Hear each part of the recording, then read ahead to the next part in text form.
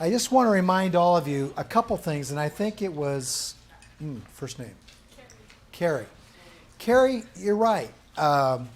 She's a chiropractor, and you said you see a lot of rib cage problems, tightness, restriction. Maybe you said torque, I don't remember. On which side, Carrie? Well, it just seemed I seem to adjust more ribs on the right. I agree.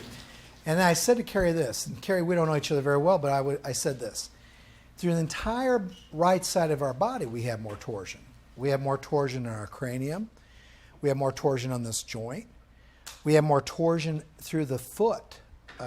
We have arches that like to get high, and torque that likes to go across the plantar surfaces of the foot, and the talocrural joint, or the subtalar joint, or the calcaneal structures. We have more torque through the kneecap and through the knee joint itself. Teach a whole I&I course on torque on that right side. We have torque on our SI joint. We get torque on the nerve. We get torque on the inlet and the outlet. There's torque all the way up. On which side? The right side. So that's why I like the graph, because it's a reflection of the twist that's counterintuitive to us when it's referring to rotation. So we'll get you a nice rotation sheet, and then you can come down and say, oh, when you internally rotate, that's external torque. That's torque on you. That's bigger than the rotation, because if you don't shut off the limiting restriction of what you're trying to go into, you're going to be adjusting for a long time. And the neurological principles associated with torque is probably what you're trying to adjust and overcome. Page 27, we're going to now get into this chain. Is it 27? And it's called the anterior-interior chain. And a lot of these forces that we're now being presented with by this slide, we've already discussed. We've already gone over this. But we're going to go over it again, and then I'll pull up. Jonathan, would you mind being my subject this afternoon for testing? I don't know anything about you, but you seem like you're willing to do that. And plus Mike will say you have to do it. So number one, the diaphragm pulls the dorsal spine up and forward. The psoas and the iliacus at the same time will pull or can pull the lumbar spine and pelvis down and forward. When those two forces pull, the lumbar lordosis increases and your lumbar extension goes up. Okay? You have this article in the back of your manual if you want to. I think it's in the back, isn't it? If you go back to your sleeve of your manual, you want to pull that out.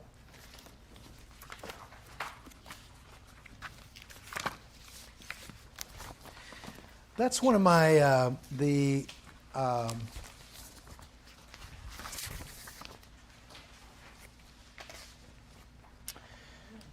this is one of my favorite journal articles in my lifetime. This is one of my favorite ones, okay? The functions of breathing and its dysfunctions and the relationship to breathing therapy. Sounds a little homeopathic, but boy, if you really get into it, the author did a really good job. Can I just take you through it I think it warrants that a little bit. The function, and I assume all the home study people will have this as well. The function and dysfunction of breathing, referenced out. I like this. It's kind of like a cheat sheet, what we're trying to do with ribs. Okay. If you go to the next page, the dysfunctions of biomechanical breathing. You know, the dysfunctional things associated with not only the diaphragm, but take your pen and underline the word asynchronous, paradoxical movement of the rib cage and the abdomen. I think you should read that. Factors that affect the efficiency of biomechanics of breathing. The first one is hyperinflation in the lung volume. I like this discussion about abdominal weakness, but more importantly, go to 3.3, rib cage stiffness. Right down next to it, torque. Okay, and you'll understand kind of where I'm going with this torsional influence.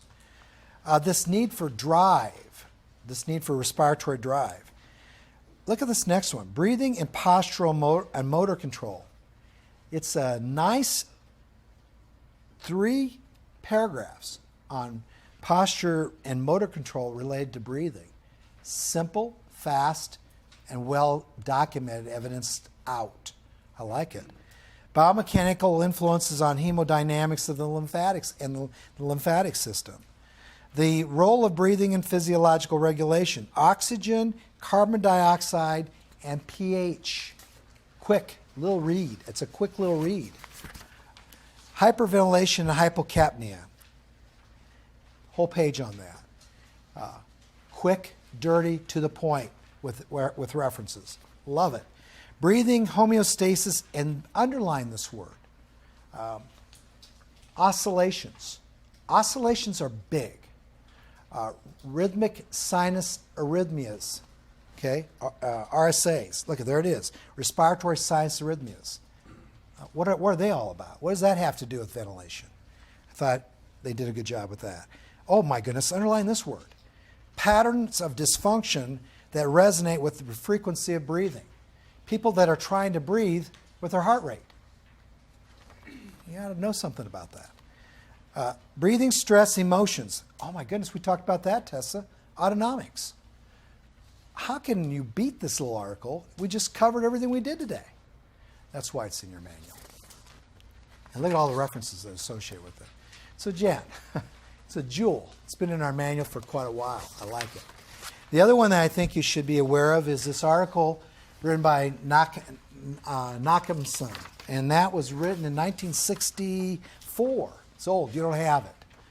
But if you can get it. It talks about intradiscal pressure. The Valsalva revealed variable results for increases in intradiscal pressure. What an abdominal corset will do for you with intradiscal pressure. What I like about this, you all have a phenomenal abdominal corset on your body. It's the abs, but you've got a better one. You've got this cylinder activity going on. You don't have this article, but I would look at getting it. The study will tell you that as long as you keep yourself flexed, you have an intra-abdominal corset on. It's bottom line. They put a little gradient pressure checker in between these vertebrae to tell you whether or not you were extending or flexing, and what the intervertebral disc pressure did with flexion and intra-abdominal compression, or better yet, corsets. So I thought this was a great article. It tells you the importance of keeping your thoracic lumbar spine in flexion, not what? Extension. So I like that article. This lung volume reduction surgery increases FEV1 by increasing total surface area. It talks about total surface area in the ZOA and the correlations with ZOA. The more lung volume you have, the more ZOA you have. The more ZOA you have, the more lung volume you have. That article I have in front of me as well. The effect of chronic hyperinflation on the diaphragm length and surface area. That's a Cassard article. Guys, take a look at these articles. They're good articles. Jen, I could talk a lot more about them, but there are three that I think all the speakers who speak on this topic like using. Am I correct with this? So that's why I wanted to share it with you. Biomechanically, the diaphragm is positioned to advance the rib cage up. It has a normal length to it. If you start to take away its length, it starts to become postural. If you provide full length, it's going to stay respiratory. Here's an illustration that shows you the importance of maintaining length to a diaphragm, decompression of intradiscal tissue, secondary to maintaining opposition and apposition. So obviously you're going to have more compression, more extension is going to create a flatter diaphragm, a more pulled forward diaphragm, and framinal closure. I think you have that in your manual, right? Flex positions help you anticipate things. In this case, if you watch tennis, you'll see that Chad, she's always capable of moving because she's in a state of flexion. The thorax is now unloaded, and she's ready to spring in a triplanar movement pattern that always includes rotation. Any lengthening and twisting compensatory activities that exert extension, can also exert respiratory blockage, and usually extension and respiratory blockage has to do with the word inhalation. Posterior mediastinal expansion is usually restricted. Tomorrow we're going to spend a lot of time on how to maintain posterior mediastinal expansion and how to reduce torsional influences on the diaphragm contralateral to the mediastinum. So we'll go over that a little bit more tomorrow. As a result of the ilium anteriorly rotating, the femur biomechanically becomes oriented inwardly. There's that word. And torque demands on the psoas as an ineffective femoral external rotator occurs. Torque. In other words, torque means you never win. You're restricted. You try harder, torque goes what? Up. You never win. So as you're trying to get that femur to rotate with that psoas, it's not winning because you're locked into that position. You have to put more torque on. Please write this down. Torque increases neurotension. Not tension. Neurotension. Autonomic tension. I'm constantly asking myself, what's the best way to shut down someone's neurotension? Not their hypertonicity, not their tone, but their tone and hypertonicity related to neurotension, reflexive tension, protective tension, autonomic tension. Does that make sense? And you've got a lot of that going on as you try to stabilize yourself in a non-neutral state. I look at this and I look at this as neurotension. Inside of you, you have a diaphragm that blends in with the quadratus lumborum and the tissue through the psoas major, and all this polyarticular activity that comes down and through the leg and down to the tibia is neuro to me. It's a neural response, and it's a neural category of tension. It's not physical to me. Physical to me is when you stop and you don't reciprocate. That's physical tension. Neurotension is when you want to walk and you can't get it to occur. That's torque. You're trying, and you got to try harder, and the more demand you have, which is what that article I was showing you about, the more synaptic work it takes to break through that torque, the higher your anxiety, the higher you go up with your tension, your neurotension. This is a lady that has difficulty walking because she's neurally challenged with breathing. So the breathing and her walking are correlating and are nicely seen as correlated issues. Look at her right arm. That's neurotension. She has neurotension and torsion on which side of her body? All right. She can't move the right side. She's not breathing with her right side. Her right side is posturally stabilizing her. She can't let go. If she did, she'd collapse. That's neurotension. That's breathing that's influencing her walking, and walking isn't helping her breathing because she can't alternate. That's not alternating gait. I'll show it to you again.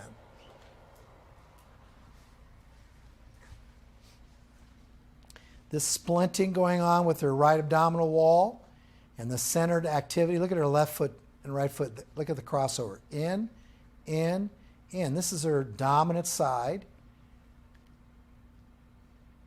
And so her ribs are staying up in the front and down on the right, up in the front on the left, down the right, and she's in thoracic rotation to the left. That made sense, didn't it, everybody? And I won't talk about torque at this point, but I want to. You understand why? Because in that position I just was in, her thoracic torque on the right is extremely high. She's got tension. And the reason her left rib cage can't come down is because her right rib cage can't go up. It can't expand, can't open. I'm going to do this afternoon. We'll go through, I think your test results are all, the test and the procedural things you should look at with the test are outlined on page 30 and 31. So Joe, come on up here. We're going to go through and show you the I'm sorry, Jonathan. I call you Joe. Jonathan, come on up here. We're going to go through 4 tests, okay?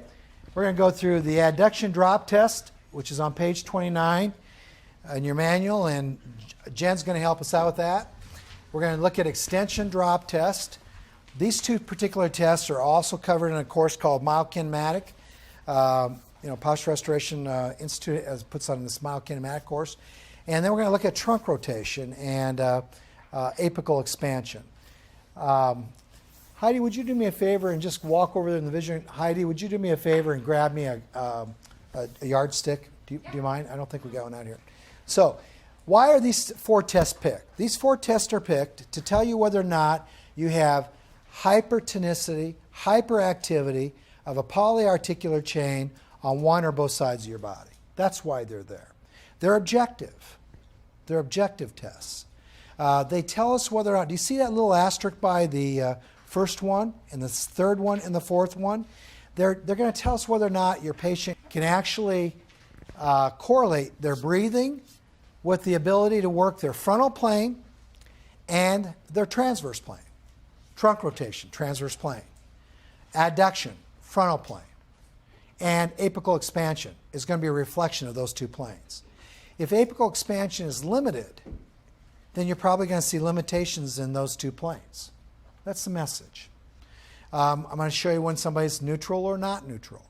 The reason the extension drop test is in there is because, as physical therapists anyway, people like to look at hip flexors. And the first thing we like to do, if an extension drop test is positive, which means you cannot do it, we like to stretch. And before we stretch anything else out, let's see if we really need to. So there are 4 good tests that I like to look at for determining whether or not you have a person who has a zone of apposition. All right. As we go through that, please ask questions if you have them. First one's called the adduction drop test. I'm going to show you the test. Jen, if you don't mind on this test, could you tell everybody while I get them up here what the test indications are? So everybody understands positive test means something is not going the way it's supposed to be going. Okay? A negative test means there's no results that we can get anything from. In other words, it means either you have a joint that's doing something that it should not be doing, or you have a joint that's in the right position. It's a negative test. So on the adduction drop test, Jen, what does the test results mean? A positive test is indicated by a restriction from the anterior inferior acetabular labral rim, transverse ligament, and piriformis muscle, or impact of the posterior inferior femoral neck on posterior inferior rim of the acetabulum that does not allow the femur to adduct, possibly secondary to an anteriorly rotated forward hemipelvis. This is usually seen on the left, especially if the left extension drop test is positive in a left AIC-oriented patient. So a left AIC-oriented patient is going to be somebody who likes to stand on their right side, who likes to produce torque and tension on the right side, and needs it for neural stability. They have a rib cage, thank you. They have a rib cage that is more than likely advanced upwardly on the left side, and the ribs are in a state of external rotation.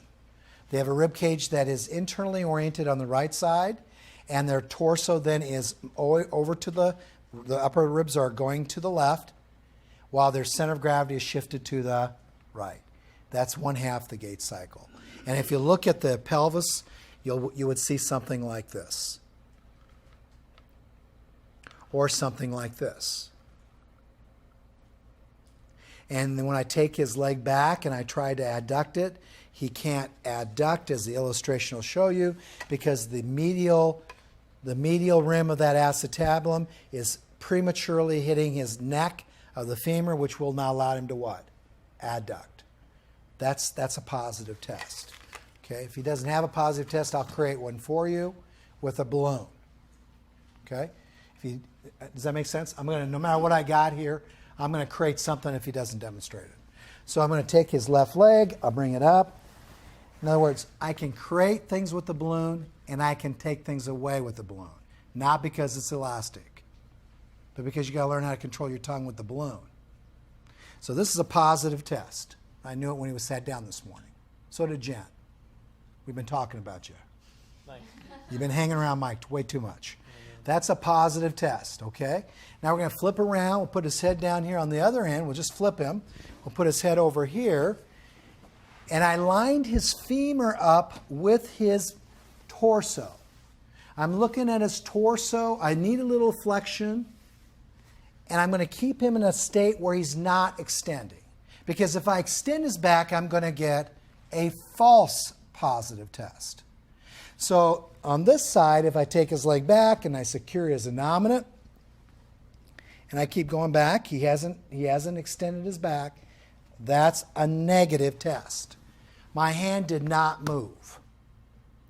Would you agree, Jonathan? Feels a little looser on this side. Yeah. Flip back over.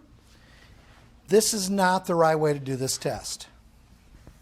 And this is what a lot of people do. And this is in the Mile King course, but I'm going to show it to you real quick. This is not the thing you want to do. I'm sorry. Did you hear that crack? I won't charge you a thing for that. But over here, I'm in this position. I extended his back way too much. Now, I'm manhandling this guy. And you know in that position, he's definitely not going to go down. Everybody with me? I should have stopped. Right, Jonathan? You're going to keep me honest. Yep. Right there. Because if I go any further, he's going into lordosis. Let's see if the extension drop test tells me that's a fact. Okay? We doing okay with the adduction drop test? At this point, I have reason to feel pretty secure that he's a normal human being and did not come from Mars. This is probably pretty normal. Okay? Now he's going to sit up over the edge of the bed, and Jen's going to tell you what a positive test is. Let's come on over here, okay? Let's come on. A positive test is indicated when the tested lower extremity, usually the left, is restricted in hip extension because of the forward orientation of the tested side compared to the other.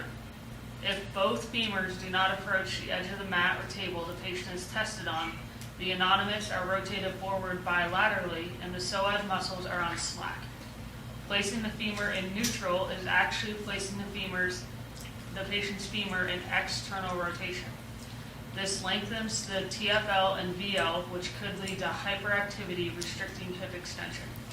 And we already know the test should be positive on the left side because, Heather, he prematurely stopped me from full extension, 30 degrees, the last 30 degrees of extending in that position he was in. He stopped me. If I kept going, I would have had to lordotically increase the activity of his back. So he should be, go ahead and lay on your back, Jonathan. Scoot down here towards me a little bit. He should be able to, I'm going to take his sacrum, find where his sacrum is going to lay on that surface of that mat comfortably. That is not it, Jonathan. Jonathan, that is it. Jonathan, that is not it. Do you feel that? The lumbar spine's in the air there. The sacrum is flat there. Your tailbone's off the mat there. This is where you would be for this test. And you may want to play with that. I don't like either one of these tests, but I want to show them to you. Okay? He's going to lower this leg down. He's going to lower this leg down and lower this leg down, and then I'm going to have you bend your knee a little bit. Just bend your knee. And that's a positive test because he cannot bring this femur all the way down to the mat. So he's limited in extension. Oh, wait, Ron. He's not limited in extension. He appears to be limited in extension. But the start position of the test on this individual is not correct. His pelvis is too far what? Anteriorly rotated. So how do I know, Rick, if he's limited in extension? Now you understand why I don't like this test. You guys understand? How do you know if he's in a neutral position? How do you know? That's why we're going to do all four. On the other side, if I take his leg and I put him in a neutral state, and I lower this leg, Jonathan, does that feel like it's going to go down a lot easier? Yeah. So how do I know if he really doesn't have an overstretched hip on this side? Well, I already have two tests that tell me that this leg is probably in a better position than this leg. He can adduct on the right side, and he can extend his leg on the right side. He can't adduct his leg on the left side, and he cannot extend his leg on the left side. Oh, but he can extend his leg on the left side. I didn't show you the whole picture. If I take his leg on the left side and I internally orientate that femur, like I am doing right now, oh, isn't that amazing? He has full extension. Because if I internally rotate his femur to match and line up with the acetabulum that's inwardly oriented on the left side, he has full extension. So now I got to tell myself, well, he can't walk around with a horse that's always going in one direction, that would be to the right, because he's internally rotated on the left. I probably ought to do something to get his sacrum and his innominate back over to the left, which means I probably ought to do something with his rib cage and get it to turn to the right. Because if he can't rotate his rib cage to the right, he'll never get his pelvis to the left, and he'll never extend an adduct, with a lot of pathology going on called torque. His knee could hurt. His hip could hurt. But this is a different course. He's twisted. His diaphragm is twisted. He's blocked respiratorily. He can't get air in. He's torqued. Does that make sense, everybody? Well, let's check that out. We have another test, and it's called trunk rotation test. Scoot back. You don't have to read the position in, but what does a positive test mean, Jen? A positive test is indicated when the legs do not rotate in one direction as compared to the other. For example, the legs are restricted in rotation to the left. Example, the legs do not rotate to the left as far as they do to the right, as measured through the use of an upright ruler. This means that trunk rotation is limited more to the right, secondary to probable left hip anterior rotation and sacral lumbar orientation of the spine to the right. Therefore, postural restoration should be initiated at the left lower extremity to address left mechanical instability and maintain proper restored pelvic femoral neuromechanics. And the word is neuromechanics. He's got to figure out how to do that. And in so many words, if I put my hand on his rib cage and I secure your rib cage, Jonathan, and I say, go ahead and breathe. Just try not to hold your breath, okay? And if he was already holding his breath, you already know, Tessa, he's going to be limited in both directions. And if he's limited in both directions and his scores are the same, I really don't get anything from this test. Except I'll write down the number that I have and see if that information that he gave me is going to improve on the next procedure I'm going to do to treat him.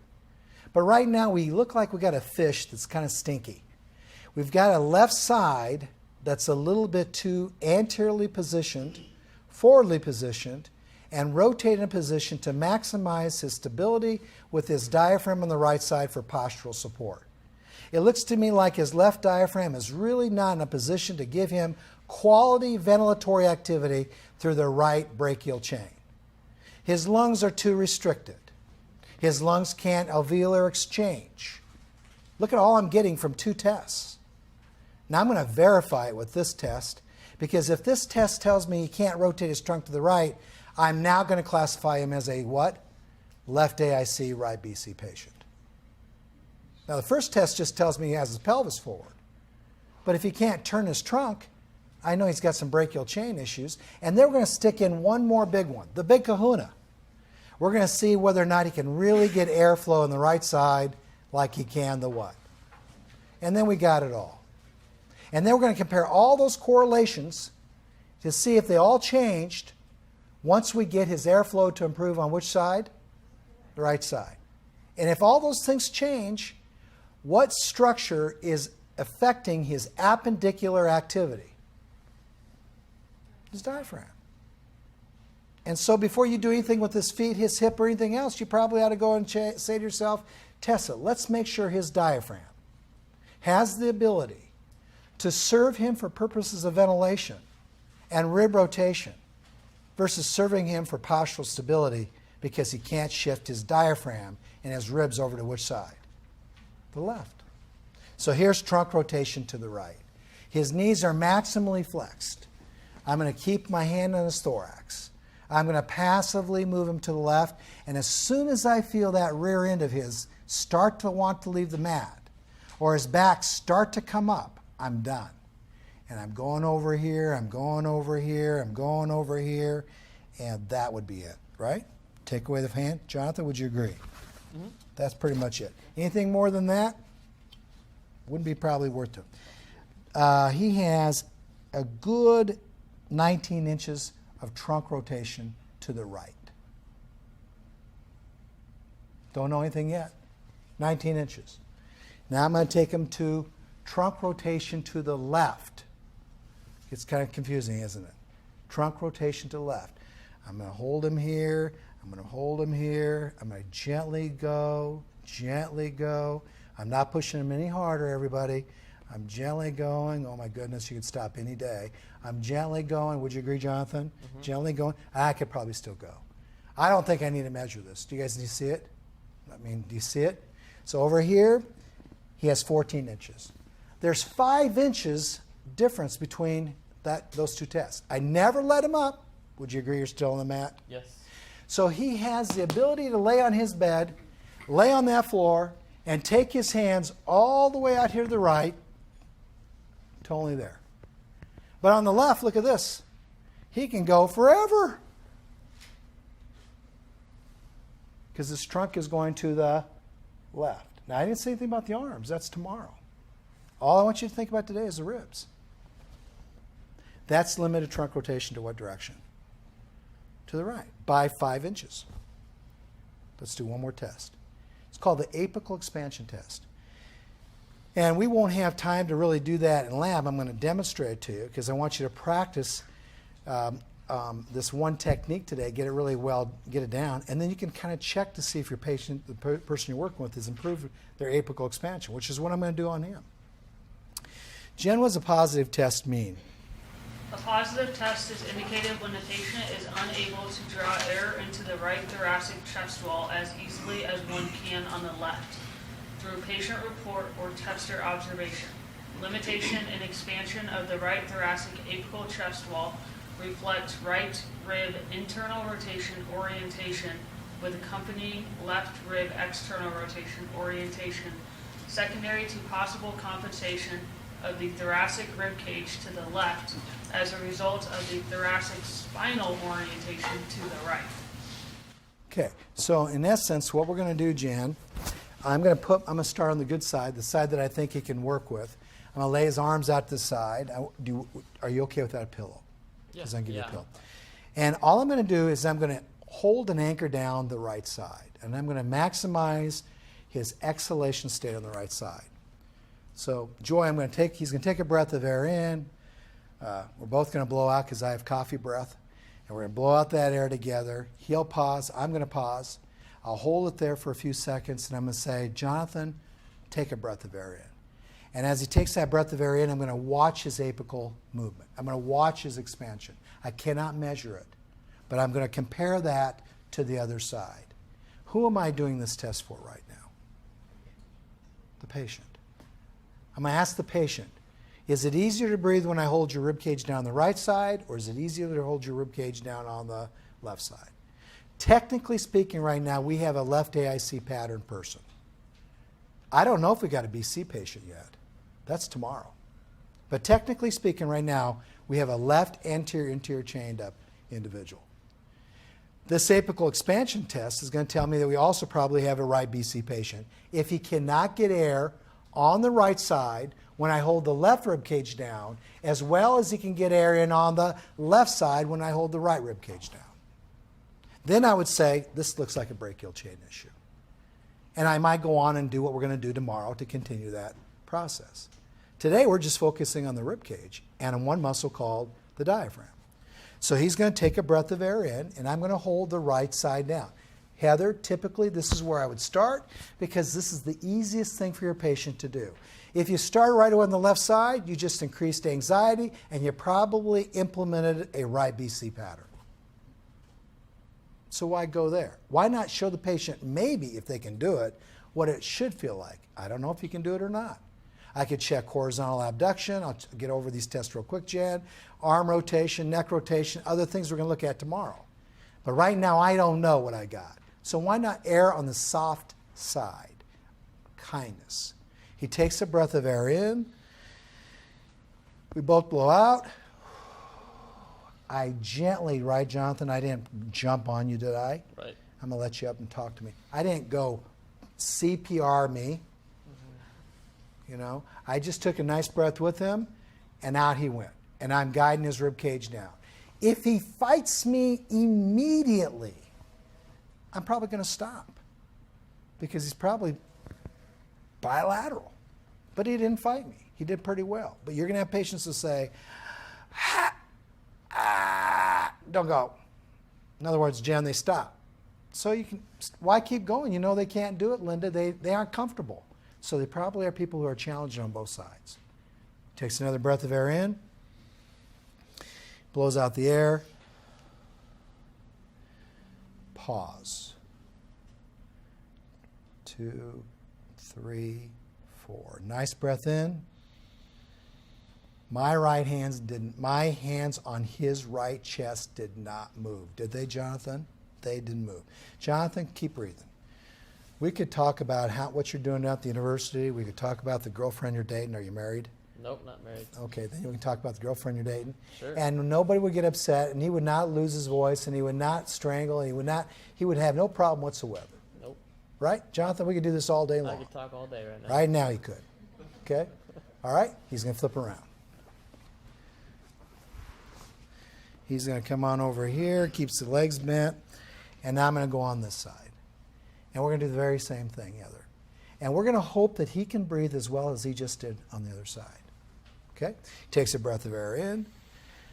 I'm not going to do CPR work. Blow out the air. I'm going to guide you down, guide you down, guide you down, guide you down, guide you down, and guide you down. And we'll pause. 1001, 1002, and 1003, and try to breathe. I said try to breathe, Jonathan. Come on, breathe. I'm picking on you, Jonathan. Oh. You follow me? Yeah. Because, Jonathan, you're not what?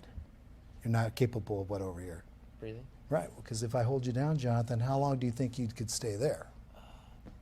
I don't know. Not very long, probably. More than a minute? Probably. We could try. Let's see. I'm joking. I know. Jonathan can't breathe very well on this right side. Do you agree? I agree. And he would not want this elephant foot on very long. Would you agree?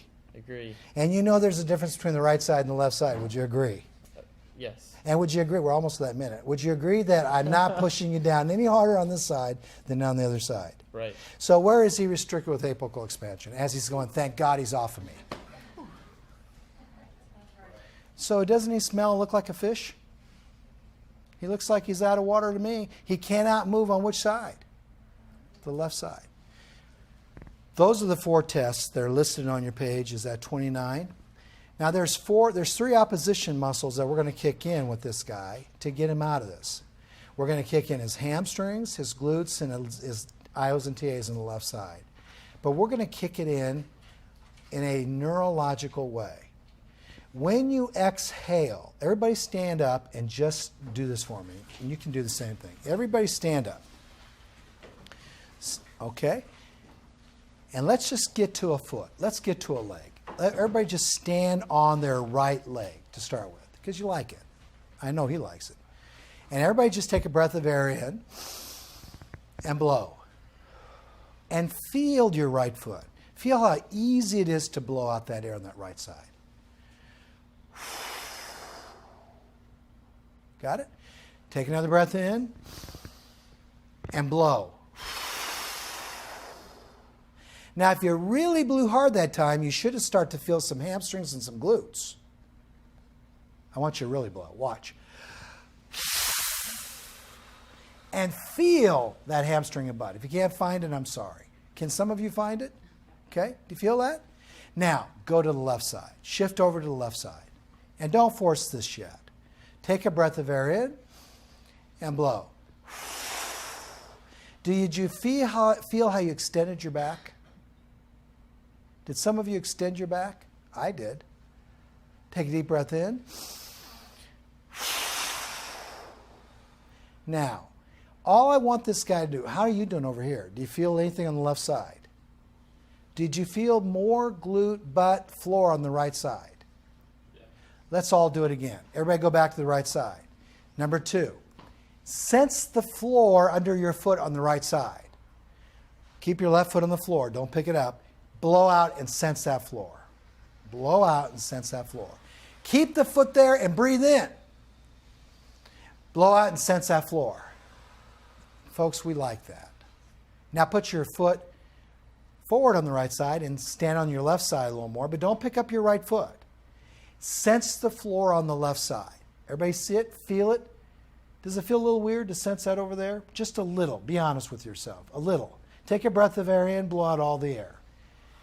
Blow hard. Push that foot on that left side in that floor. Push it. Hold it. Don't lift up your right foot. Just push down the left. Hold it. Breathe in. Blow hard. Push that foot on that left side. Hold it. That means your abs are on right now. Glutes are on. Hamstrings. Breathe in. One more time. Blow hard. Hard. Blow. Okay, relax. Jen, hand out a balloon on everybody. Give everybody a balloon. Okay, take your balloons out.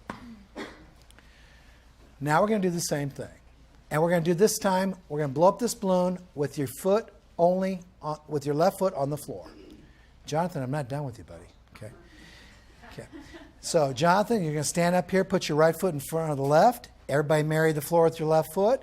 When you blow out that air, put some weight on that left foot. Do not pick up the right foot. When you blow out the air, push on that floor. When you breathe in the air, Chad, don't put your tongue in the balloon hole to allow that air not to go into your stomach. Keep your tongue, if at all possible, on the top of your roof of your mouth.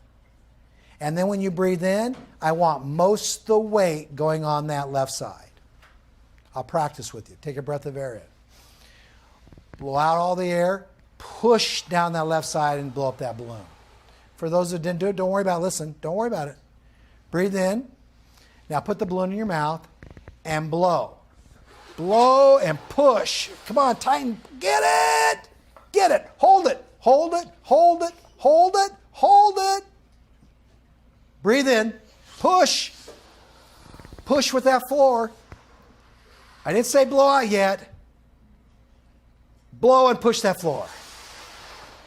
Hold it. Hold it. Hold it right there. Neurologically, you're shutting off everything on that right side right now. Hold it. Hold it. Breathe in. And take the balloon out of your mouth.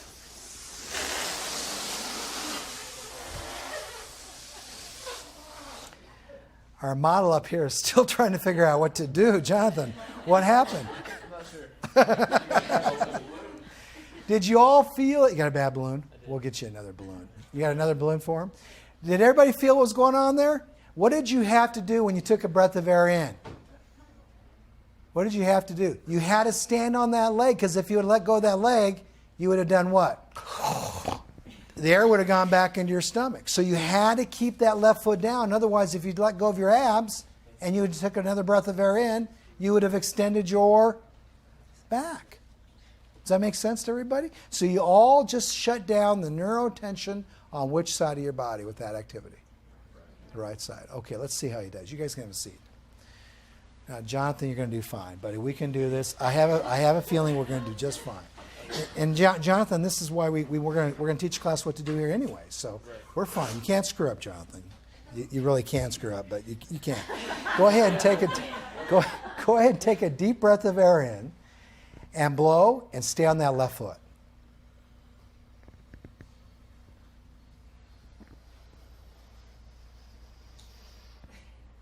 Pause. 2, 3, 4. Tongue on the roof of your mouth. Breathe in. Blow. Hold it right there. But Jonathan, when you take this next breath in, try not to come up with your head and neck. Jonathan, are you putting the weight on the floor? Do you feel it? Loving the floor? Breathe in. Nope, don't do that, Jonathan. Blow. Blow. Start all over, Jonathan. You're doing a great job. You're doing a great job. You really are. Jonathan, don't worry about it. You got a lot of people watching. Half the country's going to be seeing this tape. So what you're going to do, so you're going to take a deep breath of air in. You're going to blow out the air, Jonathan, and you're going to stay on that left foot. Now watch me, Jonathan. Watch. You can do this. I swear to God you can do it. You're going to pause, bend your knee a little bit. Don't worry about how you look, which is silly. You're going to breathe in. And don't overextend your back and push on that floor as hard as you can without picking up your right leg. Pause. Breathe in. Oh, Joe. So lay on your right side. Anybody else want to try this one? I love you. I love you. I love you. That's why we picked on you. There's just so much pressure. I know there's. But Jonathan, seriously, that is your patient. That is your patience. You guys understand? That's who you're working with. Did you see how he sucked it in? Because the minute he let go of that floor, and he wasn't laughing, he really was trying. He couldn't do that. So come on over here towards me. So we let everybody know how big of a mess you really are. We still can't bring that leg back. Everybody see this? Without him what? Extending. So he didn't do anything. Jonathan, I'm loving you. You know that. And if you lay back on your back, lay on your back. And we still take his legs to the left, which is trunk rotation to the what? Right. He's still going to be limited, although it's maybe a little better. But this should be a little bit what? A little easier, right, for you to do. Am I correct? Yeah. So nothing's really changed. Can I show him your apical expansion here? Sure. Is that okay? Sure. Take a deep breath of air in. Oh, not this again, you're thinking. Blow out all the air. I'm just going to hold you, Jonathan. I'm just going to hold you. And then try to breathe. Oh, that's really sad, though, isn't it? And we're going to get it. So in your handout, but that's what we wanted. We wanted this. Here's where we're at. Okay, I just want to show them. We're going to do that. So on page 34, number 5, we're going to blow up that balloon. Okay? You're going to lay on your back. Okay? Jen, you want to do the honors of reading step by step? I want to actually. Now, look, guys, we gave you our top 5 or 6 repositioning activities for left AIC that are non-manual. Right? They're non-manual. Number 1 is listed on page 32. 90-90 hip lift. Number 2, 90-90 lift with hip shift. Number 3, do you see what we did? We gave you, and a lot of these look like they came from the myokinetic manual. Well, some of them are. But the reason I'm picking this one is because Joe's having a tough time moving air. So we're going to do a 90-90 hip lift with balloon. And I think what we're going to do, this is where we're going to walk over here, come on over here, and she'll read it, and we'll show you how this looks, okay? If you guys can turn your chairs around, we'll show you how it looks. Maybe this is a magic table. Come on over here, Jonathan. We'll try this one.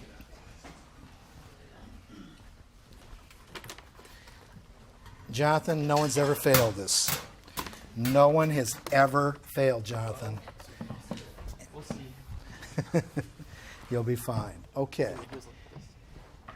And Jen, do you mind reading that? So Jen is going to read step by step what we're doing here, and you're going to relax. Just have some fun with me. You got the balloon? What color did you choose? Orange. There's your first problem. Okay, so here we go. Number 1, 90-90 hip lift with the balloon. Something like that. Isn't that what it says, Jen? Pretty close? All right, what are we going to do?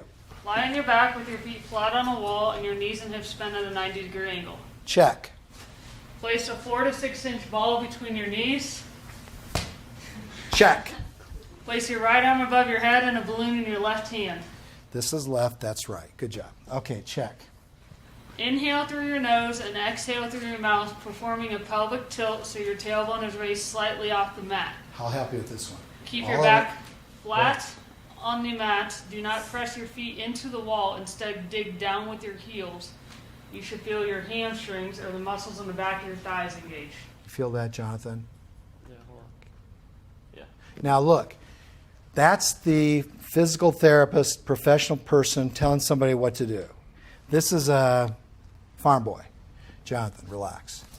I'm going to put my hand back here. Lift up your back here, buddy. Lift your back up. Let me get my hand under your back. Go back on down. That's a cockroach. Kill it. Thank you. Inhale through your nose and slowly blow out into the balloon. Farm boy, take a breath in through your nose and just blow up that balloon. You see how you just killed the cockroach? Pause You 3 feel that? seconds with the tongue on the roof of your mouth to prevent airflow out of the balloon. Oh, start over. So what he's doing, what you don't see, is he's sitting here breathing on you. Did you see that, Jonathan? Take it out.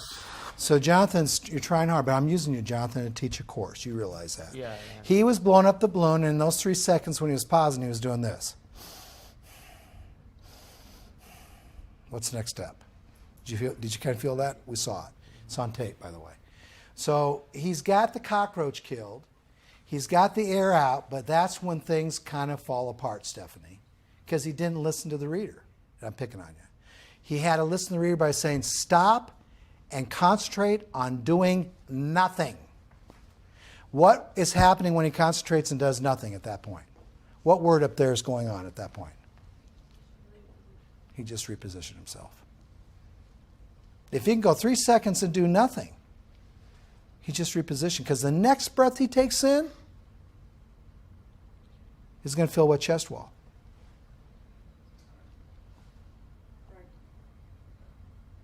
The right chest wall. But if he's just kind of breathing, kind of hanging with the flow, nothing's going to happen. So we have to reboot the system. My daughter will tell me, say, Dad, just plug the 5 years, reboot, unplug the computer, call me back. Okay, reboot. So we're going to reboot. We're going to reposition him. Here we go. We're going to do it again. Listen closely. Jan, he's got my back.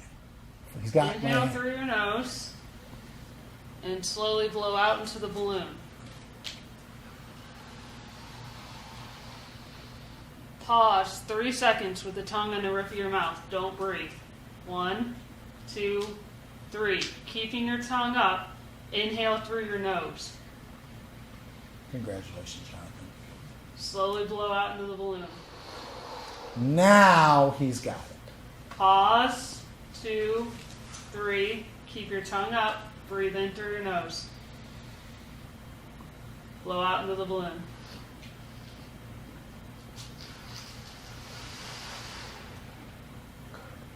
Pause 2, 3. One more. Take a breath of air in through your nose. Keep your tongue up. And blow out. Keep blowing. Keep blowing. Thank you. Pinch the balloon. And Jen, Pinch your balloon and take it out of your mouth.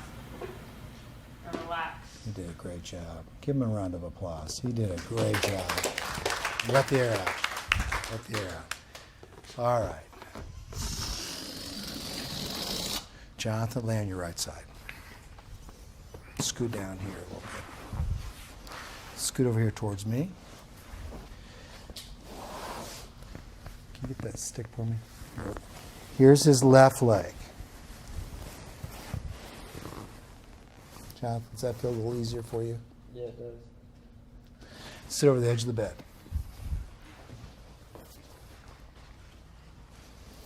Lay back on your back. Scoot down here towards me. Let's find Mama Bear. Is that Mama Bear right about there? Yeah. Okay. Let's lower this leg. Just go down. Keep going. Jonathan, does that feel looser to you? Yeah. Okay. No problem with that side? Jonathan, let's go back up. Is that Mama Bear? Sacrum Bear? Yeah. Okay. Go back on the right side. Good.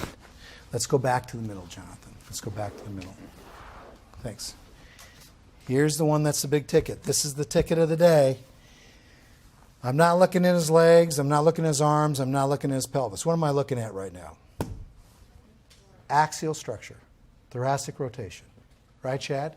That's what we're looking at today. So I'm going to have him come all the way over to the left side.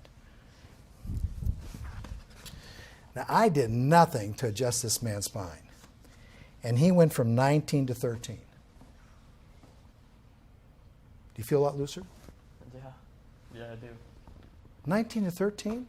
You know what kind of research papers would come out to get that kind of rotation, Stephanie, from 19 to 13 with a balloon? 19 to 13? And then on top of it, 16 to 13. What do you have over here? Do you have 13 or 14 over here? I had 14 earlier. Anybody want to come and check this? He's got what over here now? 13. You feel about the same?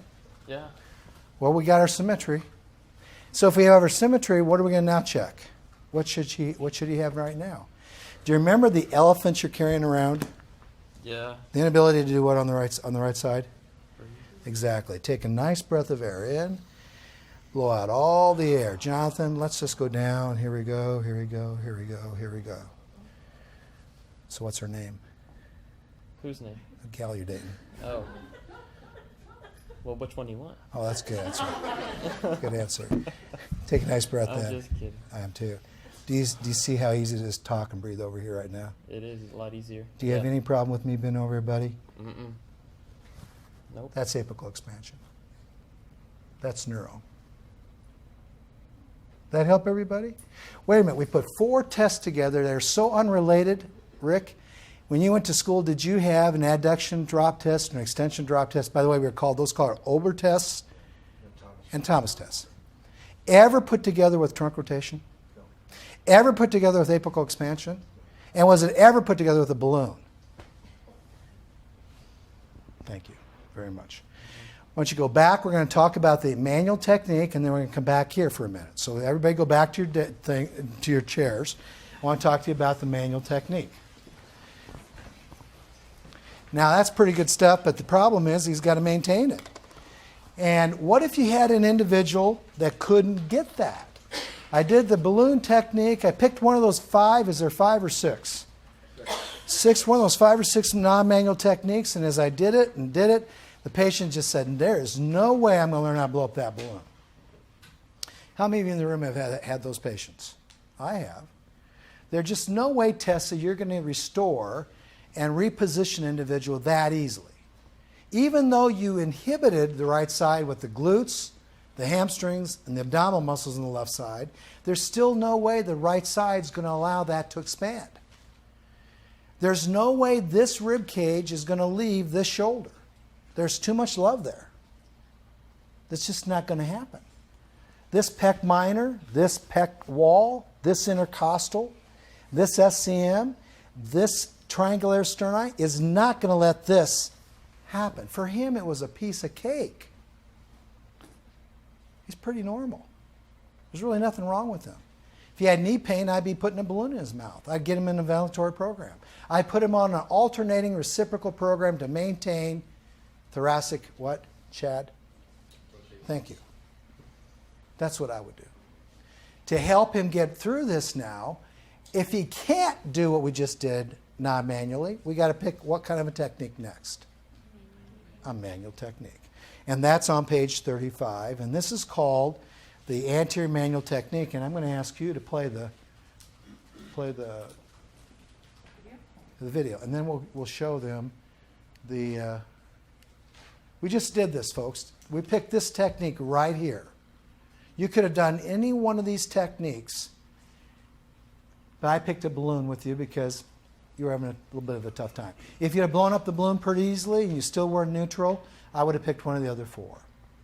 All right? So we're going to look at manual techniques, and we're going to teach you how to do a left AIC manual technique. And she's going to show you, this came directly off of our manual technique CD, right? DVD. So go ahead. The 5 that you picked, the 5 tests that you picked, would you say that those were increasing in difficulty? Yes. Based on the abilities of the individual performer? Yes, based on the fact that every time you pick one of those techniques, the neurological demand on you to let something go in an inhibitory manner is increasing. From a fitness, health, maintenance sense, right, you should perform at the highest level. And from a treatment protocol, you would perform from the lowest level. Nice job. I kind of like the way you said that.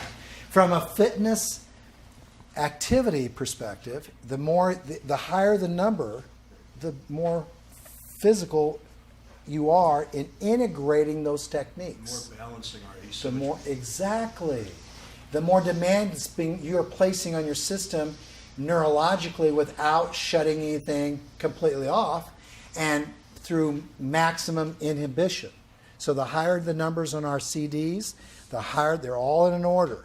The next one you choose is going to put more demands on you because you're going to have to inhibit more. You're going to have to integrate more. You're going to have to internally rotate more. You're going to have to isolate more. And here's the big one. You're going to have to inhale more, the 5 I's. But to start off with, we're going to do just a little bit of the first one. Isolate. Find it. Would it also be assumed that with the manual would be to assist him to accomplish and then independently move into the non-manual? Absolutely. In fact, if we can't get him non-manually, we're going to assist him manually, and then we're going to come back and non-manually. And we have this all written out. Here's what we would do following a manual technique. I love it. Do you think we picked that up on? Was that loud enough? Okay. Thank you. And when you ask your question, ask it as loud as you can. Okay. Yeah. So, can we start with the standing one versus the one over there? Sure, you can. What the standing was today, what the standing was to demonstrate how difficult it is for some people, Jonathan, and how easy it was for some of you who had no problem with that. The point of me doing it in standing was to say, are you aware of the left floor? Can you stay on your left side when you blow up that balloon? That's 1/2 of the gait cycle for your rib cage. 1/2 the gait cycle for your rib cage. Are you on the left floor? And so it's a great way to see if you can blow up a balloon and breathe in, expand, without doing this. Watch. So if you can't do it standing, go to. Oh, absolutely. And I would not, for a person for an athlete, and for someone like Jonathan, he probably could figure this out. But the kind of people we're talking about right now, they're kind of crawling into your clinic. They're kind of saying, Doc, my back's killing me. They're going to have a tough time with that. Because the first thing they're going to do when they put that balloon in their mouth and they breathe in is what? Extend. And as soon as they extend and they start to go back on their heels, you're done. That's why you have those 5 techniques. On all those 5 techniques, Rick, every single one of those techniques has your back into what state? Cockroach. Remember the cockroach running around? Flexion. That help? Good question. Here we go.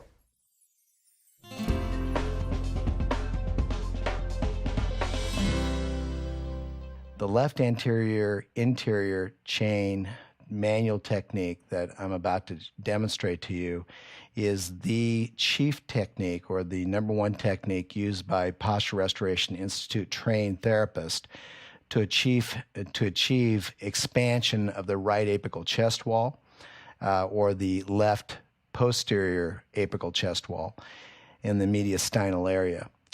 It reflects the pattern an individual is in, and the pattern that an individual cannot get into as a result of having a limited ability to fully exhale on the left and fully inhale on the right.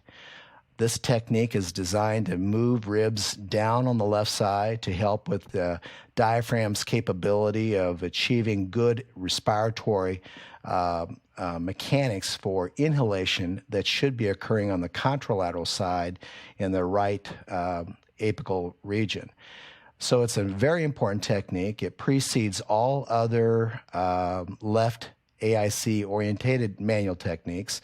And it's a very important technique to use for all of our brachial chain manual techniques that will also be demonstrated in this video. The operator is going to be at the head of the patient. Their left hand will be on the left body of their sternum. The tip of the operator's left third finger should be slightly below and around the xiphoid process. The operator is going to ask the patient to roll to their left. They're going to place the right hand underneath the patient's central right back with the most lordotic apex vertebrae between the third and fourth fingers. During inhalation, the operator is going to pull, guide, and rotate more with their right hand, right back of their arm and forearm. They're going to push and guide, rotate and hold the upper left chest with their left hand as they slightly pull the entire chest with their right hand. During exhalation, the operator is going to guide the left ribs down while they pull the right thoracic up. They're going to hold at pause phase of diaphragmatic breathing. Now, this technique is an important technique from the standpoint that both hands have a purpose. The left hand is the hand that guides the air out of the chest wall, and the right hand is the hand that guides the air into the chest wall. My third and fourth index fingers, or my third and fourth fingers, are in the most lordotic position of the lumbar thoracic junction. They need to be below the T8 and T9 level, as that's the level that the diaphragm leaflet lays in. And so with that in mind, as you pull or guide the air in on the right side with your right hand, that position your hand is in should help reduce any lordotic curvature that is hyper excessive or is too great, and should also help reduce the extension of that lumbar thoracic curve, allowing the ribs in the front to move more down and caudally, which puts the diaphragm leaflet in a better mechanical ventilatory state for good respiratory mechanics. The left hand is used to help disengage the neck. It's used to help move the ribs down into an internal state, and it's primarily an exhalation hand. So on inhalation, my right hand is going to help guide air in, and on exhalation, my left hand is going to help guide air out. The one last thing I want to make sure I emphasize is that when she's in one state of respiration, whether it would be inhalation or exhalation, there is one active hand, and while the other hand is docile and isn't moving. So in this particular technique, my left hand would not be moving when my right hand is helping her get air in. Therefore, my left hand is serving as an opposition hand to the diaphragm leaflet on the left side. So now we'll demonstrate that technique. It's also important to remind yourself and the patient that you cannot do this over t-shirts or clothing that interferes with contact on the skin. Therefore, I have my hand directly on her spine, and I'm underneath her strap of her sports bra, so that I'm not treating the sports bra, I'm treating the trunk and the torso itself. She's going to take a deep breath of air in through her nose. She's going to exhale. I'm going to guide my left hand down with her chest wall mechanically moving towards the left hip. She'll pause. She breathes in. My right hand is helping her pull that air in with that left diaphragm. I'm taking her right ribs up in the back. She'll blow out. I'm guiding that left rib cage down again with my left hand. At the end of exhalation, she pauses. She breathes in, resetting that diaphragm leaflet. She blows out. And right there, you'll feel her ribs drop very, very easily in a state what we call zone of apposition. With that being said, as she breathes in now, I don't have to pull her ribs up on the right side. She just expanded her right apical chest wall, blow out, using her left leaflet, her left diaphragm leaflet, which is being opposed by my left hand at this time. I usually do this technique with 4 breaths in and 3 breaths out. So she takes a breath of air in, she blows out, she pauses, she breathes in, she blows out, she pauses, she breathes in again, she blows out, she pauses, and after that last breath in, you stop that particular manual process. If you haven't restored her zone of apposition by that 4th breath in, you need to let her rest a little bit and then attempt to do it again. The word is guide. You aren't pushing anything. We aren't doing any fascial release. We're guiding that ventilatory mechanical system to work neurologically as best as the patient will possibly be able to do. All right, I'm going to have Jonathan come on over up here. Jonathan, you're going to lay down, take your shirt off. We're going to, you guys get up, stand around. We'll try to move this table that way a little bit. All of you get around as much as you possibly can. So let's go ahead and lay you back on your back. Lay back on your back. I'm a bit. I am a bit. And we're going to get you straight, okay? And we're going to put your feet up here. Is that okay? Now, if you don't have this, you can probably still carry this activity out without this if the knees are bent. Pillows work fine, just a bunch of pillows under there. Okay, left hand is exhalation hand. Right hand is inhalation hand. Which hand do you think will tell you what the zone of apposition is doing? Boy, there's so many people behind me. Come on over here. Can I flip him? Would it be okay to flip him? No. Guys, come on over here. My left hand's going to tell me whether or not I've accomplished a good zone of apposition. Once I get that zone of apposition, I'll let you see, and you'll see what it looks like, okay? Right hand's going to be my hand that's going to really pull the spine into what? Flexion. Okay, so he's going to go to the left, turn to the left, bring your hand with you, and I'm going to find, can you go a little further to the left? Yeah. I'm going to find the most apex-oriented part of his lumbar spine, which is, Jonathan, going to be, would you agree, right there? Yeah. That's probably L1. Okay? If he lays down and I feel like my armpit is in his face, I'll go to the next one or the next one. And Stephanie, if I was really small like you are, I may not do this technique at all, depending on the size of this patient. I've got another technique I'll show you tomorrow that I would do.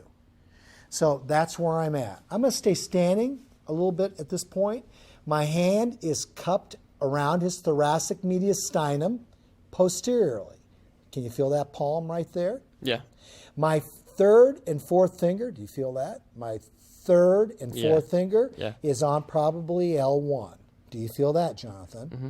Jonathan, your only role here is to make sure you breathe and make sure you let everybody know if the operator is skimming over that transverse process, the vertebrae that I'm anchored onto right now. Don't let me slip. If I slip, I'm going to start over, okay?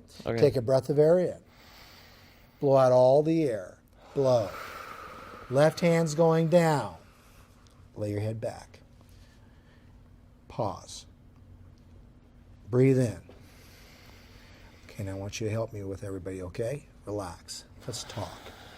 Jonathan, when you breathed in, did you feel me pull my right hand up? Yes. When you blew out, did you feel me guide and direct this left rib cage down? Yep. In the direction towards your left front pocket.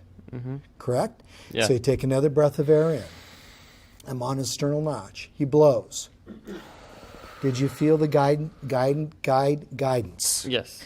Pause. Breathe in. Did you feel me pull up on that thorax? Mm-hmm. Did you feel me slip yet? Mm-mm. Good, because I did not. Blow out. Would you say, I got it? Keep your head down. Take a breath in. Did you feel a pull again, Jonathan? Mm-hmm. Blow out. And I'm going to do one more on you, right here. Breathe in. Now, Jonathan, have I slipped on that spot yet? Mm-mm. Jonathan, I'm going to turn you to the left. I want people to see where you're at right now. Do you see how far my hand came up? It was way down here at one time. So, Susan, I didn't slip on him. Why do you suppose my hand went from here, Jonathan, to here? If I didn't slip on his spine, where did those 4 inches come from? Thank you. Distraction and flexion. That was what the whole day was about right there. Do you remember before lunch that picture of that individual that needed more flexion in a certain area and more extension in a certain area? I just gave that individual that activity. I extended where he needed extension and flexed where he needed flexion. Does that make sense? I took that low T8 area down here, or that low T12 area down here. What did I do to it? Flexed it. Kind of got it flexed a little bit. And then where did I get the extension? Where did the extension come from? Right above that area, he has to start to extend a little bit to keep that flexion going all the way up through the thorax. And you have that graph in your handout. That's the technique. I'm going to do it again. And then I'm going to let you all break, and we're going to practice it on each other. I'm going to do it again. He's going to go to the left.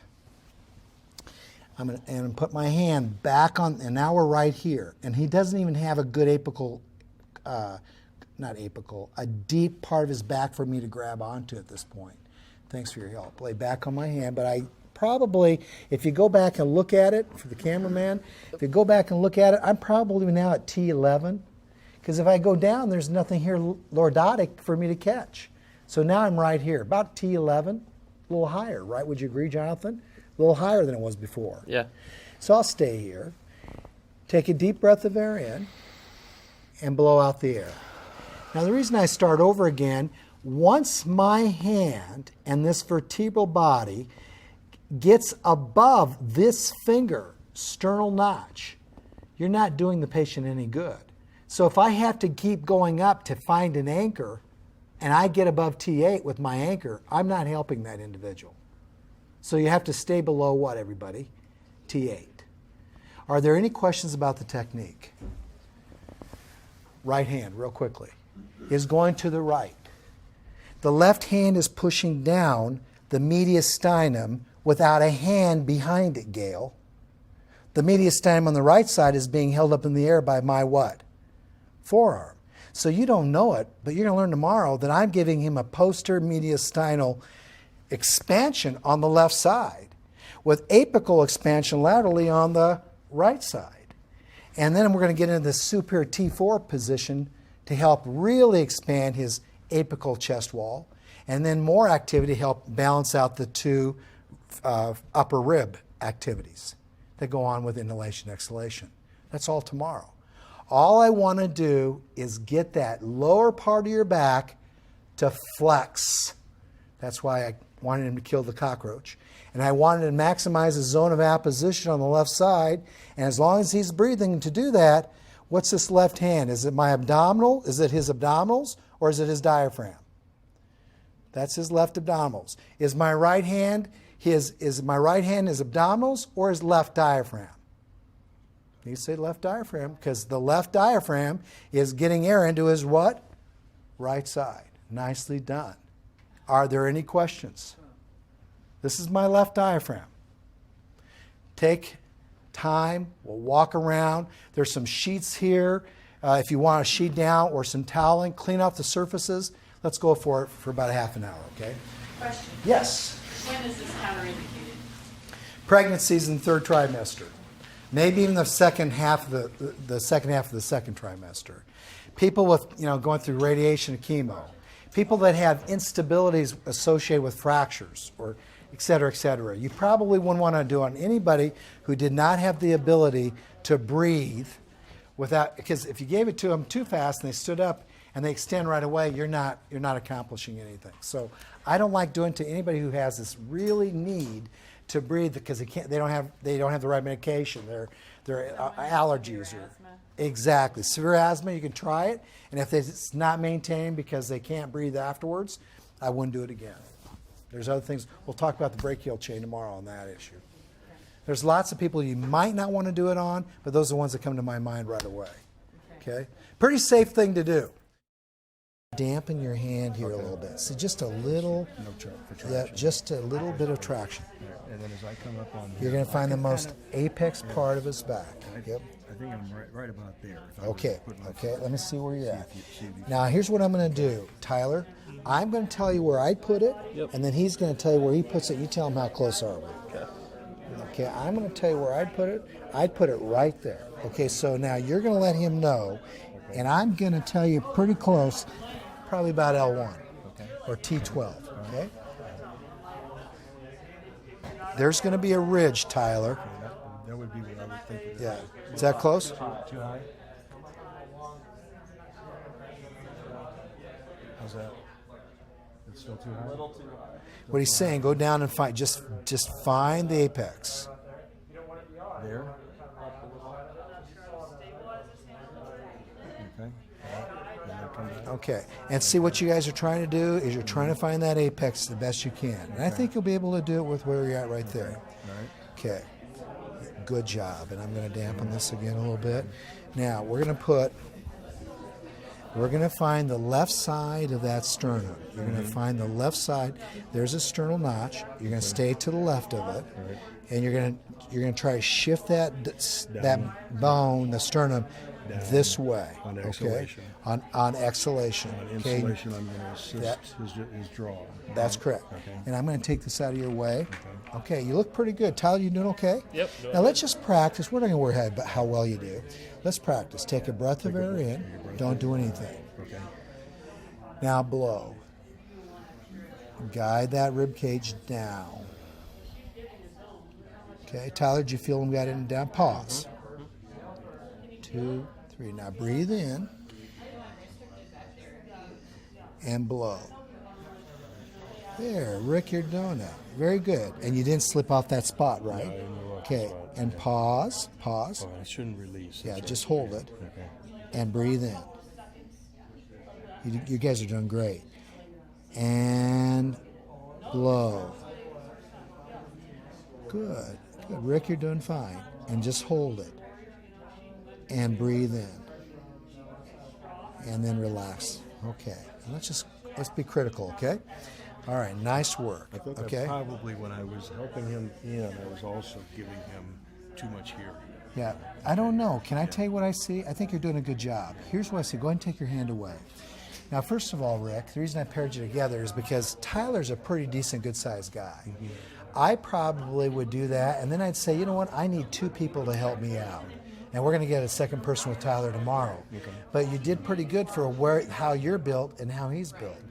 So what you could have done is spent, if you feel like you couldn't get in the right position, spend more time on this hand. Control this hand, and don't worry about pulling the right hand. So that when you exhale, you're guiding, because remember, what is today all about? Z-O-A. So this hand is the one we want to really focus on. First thing we're going to talk about tomorrow is a sternal technique with just this hand. Because you may not be able, you may do this once or twice, Tyler, and you may say, I don't feel good about this. His head's in the air, my right hand's, I got my armpit in his head. You know, it's just, I can't make it work. Unless I have 2 people, I can't do it. What I would do is take my right hand away, and I'd put my left hand, and I'd do the sternal technique. Does that? But otherwise, I thought you did really good. So I disagree. I think you did a good job with this. I think you pushed it. If you are assisting him, flexion and inhalation. Yes. Okay, you can.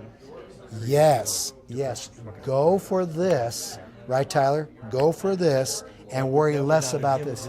His inspiration. No. It might. Hey, it might. He may say, I can't get it. Well, then you're going to let up, and then you're going to try it again, because after 3 or 4 times, he should have it. Let me see how you do it with apial expansion. So take a nice deep breath, and then back down. Exhale. Exhale. Good. And then just kind of relax. Good. How do you feel about that? Can you breathe? So he's still a little bit locked up. Yeah, He's still a little locked up. Yeah. I felt more belly Yeah. than that. Yeah. So And if you compare it, come on over here. Do I have to get lower? No, you did fine. He just still doesn't have a good zone yet. That's what I'm saying. Now come on over here and see if it's the same. If this is still easier, then you know it's still not a zone. Okay, and then you're not going to do it together, okay? Take a nice deep breath. Exhale. Exhale. So get a feel for it. Do you see how much easier it went down over here? Yeah. And you just hold it there. And then breathe in. See the difference over there? So we still don't have you, Tyler. We still don't have you where we want you. You'll float on this side. Yeah. Now, what we're going to do is I'm going to show you what I might do. I'm going to do I'll be you, Okay. and then on air in, you're going to help me get the air in by taking this arm up. Okay? I'm going to have you be my right hand. Okay. I'll still worry about my left hand, but you be my right hand. Okay. So here's what we're going to do. And then I want him to do it on you, okay, before. So I'm going to do the same thing, Tyler. You go over to the left side. I'm going to come up, and I'm going to put my hand about right there. Okay, you're going to come over here, take his right hand, step over here. Don't hurt him. Here, I'm going to show you. You're going to take his right hand, and you're going to hold it right here. Okay. And when he takes a breath of air in, you're going to do this. You see what I did there? You're going to be my right hand. Does that make sense? And so we'll do it together. And we'll see if we can get more air in there as I maintain that zone of apposition on that left side. Is that making sense? So now I'm going to have you go back to the left again. And I got you right there. Would you agree? Would you agree? I'm right there. Now don't bring his arm back because you got to remember I got my hand under him. So you're going to be right there. You got him? Good job. Good job. Okay. Rick, good job. Take a breath in, Tyler. Now blow. Now, do you see the difference? Yeah. Take a deep breath in. Tyler, did you feel that how that helped? He can pull. So I'm going to now put this towel on you because I'm slipping. Okay. All right, you guys ready? Here we go. Take a breath of air in. Got him, Rick? Hold him. Blow. There, now, Tyler, now we're going somewhere. Did you feel the difference there? Mm-hmm. Got you down. Ready, Rick? Take a breath in. Hold, blow. Hold. There. Good. Breathe in. Pull, Rick. There. Hold, blow. Yeah. Now I'm going to show you how I know we got him. Okay. Go ahead and let go of his arm. Look how far up I came, Tyler, on this one. Do you see where I'm at? Way up here. But Tyler, look what I got now. Watch. Put your hand on my hand. Okay. Put your hand on his hand. Breathe in. Blow out. Did you see how easy it dropped down? That's a zone. Now watch him breathe in. Breathe in. Blow. You're going to feel it drop. Now let's take your hand off. I'm going to come over here. Take a deep breath in. Blow out all the air. Now I'm going to hold you. Just hold you right there. See how nice and easy that dropped? Pause. Breathe in. You feel the difference now? Yeah, I feel more through here. Yeah, I can hold you here and you're talking and breathing. Can you sense that? Can you feel that, Tyler? So I know I have you because, see, feel that zone. Do you see how rubbery it is now? I don't have that tension over here. Put your hand over here and feel it. Feel how easy that is. So his tangential tension is gone because the ribs went down and he has a round diaphragm now.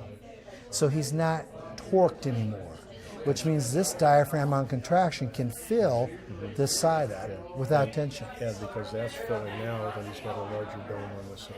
Exactly. Does that kind of make sense? Yeah. That was quick. That was dirty. Yeah. Let's take your shirt off and see if you can kind of do the same thing on him. Okay? You'll be a little lightheaded. You'll be a little lightheaded. Okay. So put your t-shirt on. We'll just, or whatever, we'll switch gears here. Jen, with this, everybody remember, how do you know when you have a zone of apposition? How do you know when you got a zone of apposition established? You know because when you exhale, that arm that's on that rib cage is going to go down easily. It's going to drop. It's going to drop down real easily, right, Kurt? So when you blow out the air, that rib cage is going to go, it's going to drop. There's no tangential tension underneath. There's nothing keeping it up. And that we didn't really get a chance to talk about, but I really want to cover that now.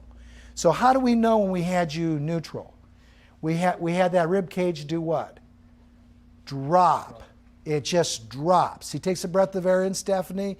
He blows out the air and he goes, and then you know you've got that zone. Very important that you feel that before the week is over, the weekend's over, before Saturday. If you don't feel it today, we're definitely going to feel it tomorrow. I just want to make sure the people helping everybody, see if you can feel that. Okay, thank you. Here we go. Now we're going to you want to dampen your hands here a little bit?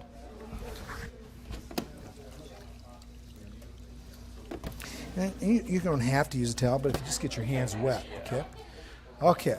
One little warning, I do have a non-union fracture. Right here. Oh, okay. That's a good warning, especially for, I see it, especially for tomorrow. We're not going to hurt it today. I'm pretty good. I can see it. We're not going to hurt today, but tomorrow we're going to be careful with this, okay? But we can do what we're doing today. I don't think it's going to hurt at all. We're not going to pull on your arm. It's been a number of years. Yeah. Okay. I want you to do apical expansion testing on him, okay? Just let's see what he's got. Just kind of put your hand around his nipple here. There you go. Okay. All right. So you're going to take a breath of air in for me, Rick. Blow out all the air. There. Pause. Just pause. Now breathe in. Oh, he's definitely limited. He's definitely limited on this side. So this is a bilateral patient. Okay. And underneath every bilateral patient, we're still going to do the same technique. Okay. Does that make sense? Absolutely. But can you tell he cannot breathe? Go ahead, breathe in again for me. Yeah, he's struggling. He's really lifting. He's lifting. Yep. Come on over here. Okay. Come on over here. So you take a breath in, Rick. Breath in. Breath it out. There. Hey, good work. Good work. Good work. Hold him. You're not Hold, afraid. hold. You're not afraid. Breathe in. Yeah, he's limited on both sides. See, Side's because if you do, worse. yeah, exactly. Because when he breathes in, if you hold him there, he's gonna really struggle. He's lifting you. You follow me? Absolutely. So that's tough. He's tough. So we got a bilateral person. We're still going to do the technique, and we don't know if we're helping him or not because we did no other tests. Right. But it's kind of cool to know you got a PC here. You got Right. a bilateral. So arm movement's going to be limited. We'll go over this tomorrow. That's going to be limited, and this is going to be limited. You have a bilateral person. Okay. Now let's go ahead and take your towel. If you don't want to use a towel, that's fine. But on him, I would probably use a little towel. I put that towel right here. Put your left hand here. Dampen your right hand. And then your left hand, you got good hands too. So here we go. There. Right there. So you're going that way. Okay? Turn to the left. And once you get where you want to be, I'm going to check. Okay? Find your apical, not apical, find the apex of your lumbar spine. Okay, Rick, do you have it? Do you know where he's at? Yeah. Okay. I'm going to see if he's in the right place. I have not looked. So we're going to back you away. I'm going to come in there, and Rick, you're going to tell me if we're close. Okay? I would say right there. Okay. Is that what? He was probably a little high. So he'd have been right Yeah, here. yeah. So we're one vertebrae off. One vertebrae. So Right. we're one because you're a bigger guy, I would stay on the vertebrae below the vertebrae you were at. Okay. Okay, does that make? Now, if you were a shorter guy, I go where you were. Gotcha. Okay, so we're one vertebrae off. Okay, so you go anywhere close to that, we'll be happy. Right. Little lower. Lower. Yeah. Right there you go. So you just got to pick. Okay, got it? Yep. And you're probably L1ish. You know what I mean? You're somewhere in Yeah. there. Okay, now, and you're gonna relax. You're doing a great job. All right. And if you want a pillow for your head, I can give you a pillow. You sure? Yep. If this, you're positive. Okay. So here we go. Go ahead, On Tyler. inhalation. Yeah. Okay. So inhale. I'm pulling up here. With your right. Okay. With flexion. And exhale. Exhalation, here's the first one. And nice job. Okay, and I'm guiding you a little bit. And if you want a pillow, I can give you a pillow. You okay? Pause. Hold. Okay. 2, 3, 4. Breathe in. And blow out. And I have to prepare you. He is tight. This guy's tight. There, good. And I'm helping you a little bit. And I'm going to tell you, I just get your hand. You're doing a good job, both of you. Take a breath in. Yeah, I go this way. Gotcha. Okay. Breathe in. We're just playing here, guys. Can I steal? I tell you what, I'm going to steal this pillow. Why don't we start over, guys? Let me have this pillow. Here. There you go. Let's practice again, okay? You're doing a good job. You're doing a good job. You really are. All right. You go ahead and I'll be quiet. Okay. So big breath in for me. Good. Hold. 1, 2, 3. And exhale for me. Now you're slipping. You see how you're slipping here? So let's Gotcha. take this off. Now you're slipping. Now you're going to put your hand right there, and we're going to stay. Okay. You're doing a great job. Okay. Big breath in for me. Good job. Relax. Hold. Relax your head, Rick. 1, And 2, 3. Now exhale. There. And I'm just trying to help you. There. There. Now hold him right there. Hold. And inhale for me. And we'll do one more. And exhale. You're doing a good job. Now hold it there for a while. Rick, you doing okay? Okay. And now breathe in. Good. You did good because see, did you stop? Did you see how he wanted to use his neck? But you held it. Now let's keep this hand here. Okay. Take that hand away. Okay. Lay him on his back. And keep this hand here. Okay. And let's just breathe. Okay. Breathe in Breathe in. and just work it. Yeah. You see, that's all we're doing. Absolutely. We're just going to work it. Breathe in. There. And let up a little bit. Blow out. We're just working a zone over here. Pause. Breathe in. We can let up a little bit. There. Now let's see what he's got. Here's what we're going to do. Can you do me a favor, Rick? Take one good breath in. Good breath in. Now here we go. Now let's see what happens. Sigh out, Rick. You are really close. Did you see how far down it went down? Pause. And now breathe in. Okay, let's see what he's got. Okay. Rick, did you see how he just challenged you and challenged you? Scoot over to the Right middle on here. my T4 too. Yeah, scoot over a little bit, and I hope he didn't hurt you too bad. Yeah, I'm good. But look what Sherry did for me, guys. Look at this. Yeah, there you go. Yeah. Look at that. You see that? Just do it again. Watch. You see that? I mean, it's not perfect, but look where we're going. Look where we're going. Yeah, it's more everything. And even my respiration's less labored. And do you feel the cockroach now? He's squashed. Let me feel this again here. So breath in for me. Okay. And breathe out. You got good hands, Tyler. Good big hands. And then Hold breathe it. in for me. There. That was perfect. That's all. That was perfect. Did you feel it? I thought I felt Felt more. yeah, well, I can almost feel my rib come up on the side. And come on over here. Yeah, you're right. And come on over here and check this side out. But you notice how we just started on that left side again. So big He's breath got in one here rib. for You me. see that one rib here, you guys out? And let it all out. Good. Yeah, do you see how nice this side dropped? Never have to worry about that side. And then breathe in for me. There. Rick, I'm curious, did you hurt this rib at all? I heard everything. How did you do this? I broke it. Huh? Like bike wreck. Bike. How many did you break? I broke 3 here. I broke 3 cervical vertebrae. Star fracture in my scapula. And dislocated my shoulder and my Oh AC joint. my, wow. But overall, you're doing pretty well, aren't you? okay, Yeah. yeah. But there's some really good anomalies over here. I like this. This is kind of cool. That's cool. That is cool. You feel Feel it? this side again. That's a cool looking. Big breath in for me. Good. And let it out. Let's see how all of them are moving. His ribs are definitely. pretty nice. His ribs are definitely anomalic. They're not. There's some pathology going on, but he's moving great. Couple just comments about what we just went through. First of all, I really appreciate what I saw. No one seems, Jen, Kurt, Mike, Christy, no one seems to be fearful of moving ribs in this class. So, sometimes you get classes that are just like, am I hurting you? Am I, you guys were really going at it. So I appreciate it. Did you guys all, where's Kurt? Did you see that? Was there any trepidation at this point? Timidness? Because if there is, you want to get over that. We had a guy over here that's broke 3 or 4 ribs in his life, or maybe more. How many? 6 ribs.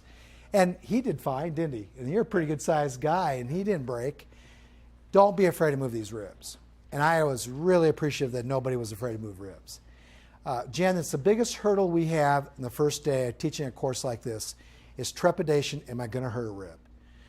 That's what these hands are all about. The hands covering lots of ribs is probably not going to hurt a rib. We'll talk more about this tomorrow because you are going to hear some clicks and some, not breaks of ribs, but you're going to hear some ligaments things we're going to talk about tomorrow. But I really appreciate that, so thank you. I love what you were doing.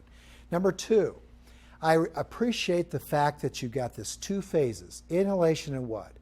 Exhalation. Tyler knows the answer. If I'm working with somebody that I can't get the air in because I'm not strong enough, the person I'm working with, I've got to focus more on my exhalation hand. As an operator, you're in charge of the rib cage the minute you touch that patient. Heather, That exhalation hand today was what the entire last 8 hours was all about. Zone of what? Apposition. That was my challenge. Keep the zone with my left hand. If I can't keep the zone with my left hand, what good is it to work the right hand? So what would I do in that case if I don't have enough support in my body, strength in my body, control in my body on inhalation? What might I do, Rick? Get a helper. And what would that helper do, Tyler? Pull your arm. Pull your arm. And that's called a two-person technique. In other words, we took that left AIC technique, we converted it into a two-person technique, and we had the second person helping which hand? The right hand. Let's say I'm not strong enough to tangentially overcome the torsion tension around that left diaphragm leaflet. Where would I put my second person? On the left rib cage, right on top of my left arm. And I would say to you, Jonathan, could you please assist me in getting this rib cage to move down, not toward the mat, but down toward the pocket? I could do that. Then I've got my right arm that can do work with my right body. And the last thing, who was treating the operator today? The patient. You don't know it, but the two of you treated each other. The person on the mat treated you. You know why? Because when he took a breath of air in, air was going in your right side. Did you know that? Did you guys know that? So thank the person who you were working with, because you weren't working with them, they were working with you. The minute you took that breath of air in, Jen, you just got a treatment, because the left arm was still on their chest wall. What abs did you have to use to keep that left arm on that chest wall? Your left abs. So thank him. He just treated you. Do you understand what I just said? You just treated yourself because you held that rib cage down the left side, and he took a breath of air in. You took a breath of air in, and both of you expanded your right chest wall. Left side was side bend. I looked around the room, we had that going on. You didn't know you were doing all that, did you? That's cohabitation. You guys were treating each other. And that's why when they breathe in, who breathes in? You do. When they blow out, who blows out?